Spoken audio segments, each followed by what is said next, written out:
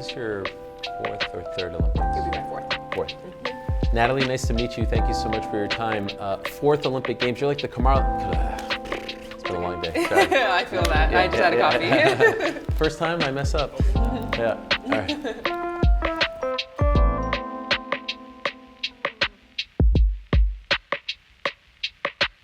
Natalie, so good to meet you. Thank you very much for the time. Fourth Olympic Games, you're like the Carmelo Anthony of Team Canada. Do you think this is going to be your last dance, so to speak, your last one? It'll definitely be my last one. It has been quite the journey from 2012 to now, and just the evolution of who I am and where this game has gone. I'm going to play my last games with the Canada jersey on in Paris. And when you think about that, what does that kind of feel like? What does that do to you? You know, I've been trying to wait for the reflection period on this career only because it makes me so emotional. Representing Canada, wearing Canada on my chest has been one of the greatest honors of my career. And the group of women and people that I've been able to do this with is tremendous, and they will be in my life for the rest of my life. But I try not to reflect back, just with a focus on being Paris and, I've been living my dream. And it's going to be sad that when it all is over. Do you remember your earliest memories of wanting to be an Olympian? And when did this dream begin for you? You know, this is my dad's favorite story, but I started playing basketball by accident. So I never really had this goal or dream of being a professional basketball player or being an Olympian. It kind of evolved. I played soccer. My dad's Nigerian, so I had a soccer ball in front of my feet as soon as I could walk. And then I had a growth spurt, and I was 5'7" in the 6th grade. Soccer coach was like, you should try to play basketball. First practice, shot the ball, went over the rim, backboard, everything totally missed, turned around, ran back on defense. My dad was like, this girl has no shame. She's gonna be good one day. And then I kind of just worked at it. I've been super competitive my whole life, and I just decided it was basketball. And then went through the steps of being a part of Canada basketball. And at 16, Alison McNeil, the coach at the time, was like, we want you to be on the Olympic age, the senior women's national team. And she saw something in me I didn't see in myself at that point. And so it's just been the process over there. And if you asked me at 15, am I going to be a 4-time Olympian? Yeah. Never in my wildest dreams. Really? No. The 16-year-old that's on the team at a historically young age, right? Yeah. Youngest of all time. Yeah.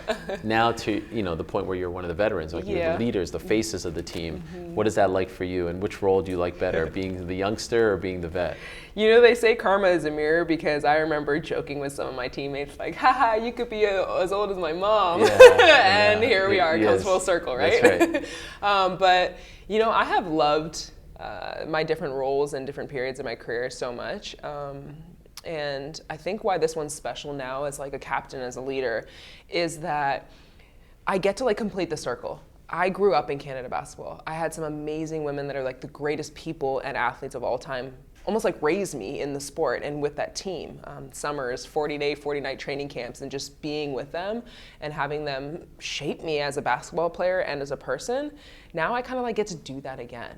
This next generation that's coming up and is becoming the young 16 Natalies, hopefully I am passing on a fraction of what they were able to do for me. And it's always been a goal to just leave the game better than I found it. And so I'm hoping that I've done that along the way, and that I will continue to do that until I hang my jersey up forever.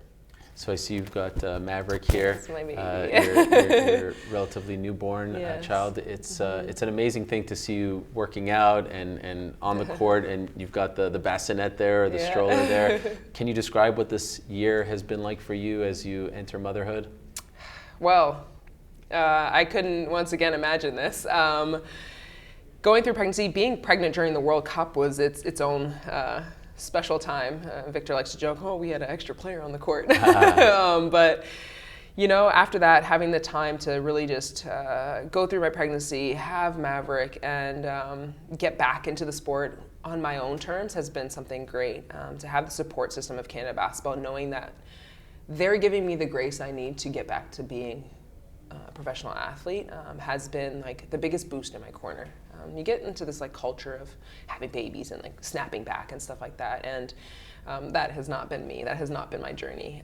But I have had tremendous people in my corner that have been giving me the resources, giving me the time that I need to get to the point of where I will be when we play these games. And so It has been the biggest challenge and the biggest blessing, but Maverick gets to be along for the ride.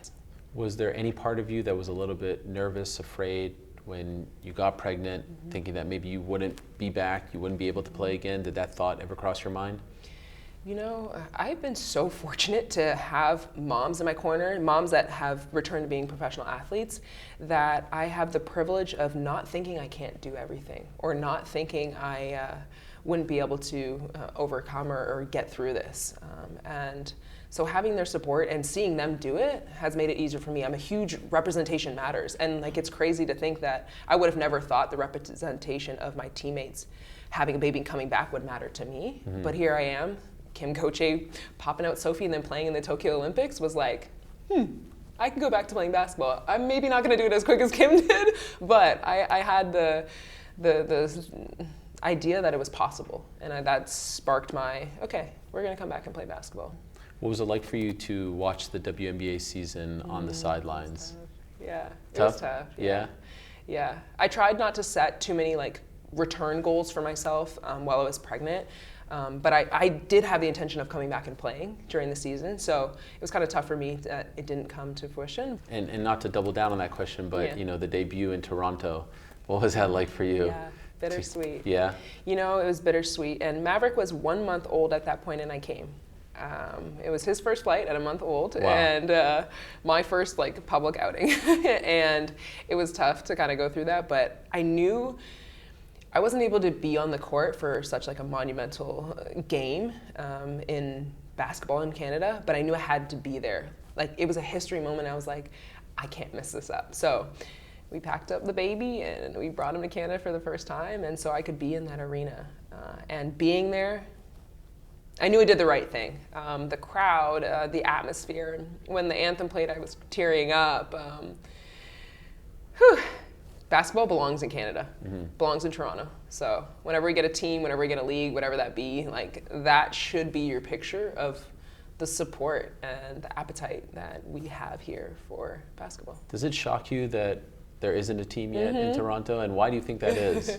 You know, I never get into like the business aspect of it, but I just know that like I said, like, if you saw that game, it's sold out. Merch was sold out in like the first quarter. So like, clearly the demand is there, and it's not just in Toronto, it's the game of women's basketball as a whole. Like, we see some expansion coming now with the WNBA, but it needs to happen even more. And when I say expansion, I don't limit to it just to teams. Expansion of the game. So whether that's like a Canadian Women's League, Pro League in Canada, expansion of merch. You don't know how many times I tried to get your jersey and I can't find it. Like, that's important. Like, people want to be able to represent, whether it's a Canada jersey, a WNBA jersey, whatever it is, but we need to continue to expand women's sports. There's, like I said, the appetite for it, but if you're not meeting it, the conversation is like, oh, no one's gonna come.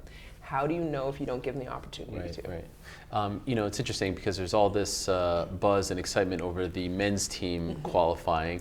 You guys have been here before. You've been showing up time after time. It doesn't matter. It's exciting for them. Okay. Because I just go back to 2012 when we were like, we qualified on Canada Day, last team. Like, we were happy to be there after a little hiatus. I will cheer them on like no other. I'm so excited for them to be a part of this movement and this moment. And after being at previous Olympics and like seeing countries that had a men's team and women's team, 3-on-3 team, like, the togetherness is amazing. So to know that we're gonna experience that with them, I'm excited for them to be there, and we'll try to help them, give them whatever tidbits they're welcome to, I can share with them.